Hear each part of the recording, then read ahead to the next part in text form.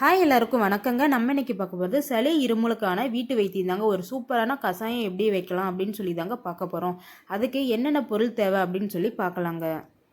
கொஞ்சமாக மஞ்சத்தூள் எடுத்துருக்குறேங்க. அதுக்கப்புறம் 8 இல்லைன்னா 9 மிளகு எடுத்துக்கோங்க. சின்ன சைஸில் இஞ்சி நீங்கள் தோல் சீவி எடுத்துக்கோங்க. அதுக்கப்புறம் 3 ஏலக்காய் எடுத்துருக்கிறேன். 1/4 ஸ்பூன் சீரகம் எடுத்துருக்குறேங்க. 3 கற்பூரவள்ளித்தலை எடுத்து நல்லா கழுவி வச்சுருக்குறேங்க. அதுக்கப்புறம் ஒரு வெத்தலை நல்லா கொழுந்து வெத்தலையை கழுவி எடுத்து வச்சுருக்குறேங்க.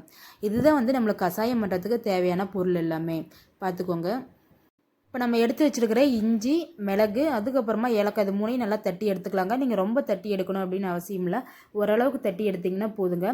நீங்கள் வீட்டில் சளி இருமல் இருக்கிற டைமில் பெரியவங்களுக்கும் சரி குழந்தைங்களுக்கும் சரி நீங்கள் இந்த மாதிரி கசாயம் வச்சு கொடுத்து பாருங்கள், நல்லாவே கேட்கும். அதுவும் இல்லாமல் பெரியவங்களுக்கு கொடுக்குற மாதிரி இருந்தால் மிளகு இன்னும் கொஞ்சம் அதிகமாகவே சேர்த்திக்கோங்க. குழந்தைங்களா இருந்தால் காரம் அதிகமாக இருந்தால் கசாயம் குடிக்க மாட்டாங்க. அதனால் ஓரளவுக்கு 5 இல்லை 6 மிளகு மட்டும் எடுத்து இந்த மாதிரி தட்டி எடுத்துக்கோங்க. கண்டிப்பாக ட்ரை பண்ணி பாருங்கள். இந்த கசாயம் குடிச்சிங்கன்னா நல்லாவே சளி இருமலுக்கு ரொம்பவுமே நல்லா கேட்குதுங்க. குழந்தைங்களுக்கு அந்த மாதிரி அதிகமாக இருக்கிற டைமில் ஒரு நாளைக்கு 3 டைம் கொடுங்க.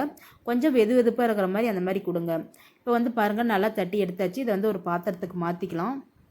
அதுக்கப்புறமா நம்ம எடுத்து வச்சுருக்கிற கற்பூரவள்ளித்தலை, வெத்தலை இது ரெண்டையும் நல்லா பிச்சு போட்டுக்கலாங்க. பிச்சு போட்டதுக்கப்புறமா நம்ம எடுத்து வச்சுருக்கிற சீரகம், மஞ்சத்தூளை இதோட சேர்த்துக்கலாங்க.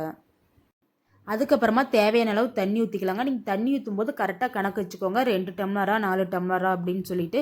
ஏன் கணக்கு வைக்கிறோம் அப்படின்னு சொல்லி பார்த்தீங்கன்னா, நம்ம எந்த அளவுக்கு தண்ணி ஊற்றுறோமோ அந்த அளவுக்கு பாதி அளவுக்கு தண்ணி நல்லா கொதி சுண்டி வரணுங்க. நம்ம கொஞ்சமாக கொதிச்சிருச்சு அப்படின்னு சொல்லி ஒரு 5 நிமிஷத்துலையோ நம்ம இறக்கிடக்கூடாது. அதுக்காக தான் சொல்கிறேன். இது நல்லா கொதி வர டைமில் நான் 3 பல் பூண்டு நல்லா இடித்து சேர்த்துக்கிறேங்க. நீங்களும் சேர்த்துக்கோங்க.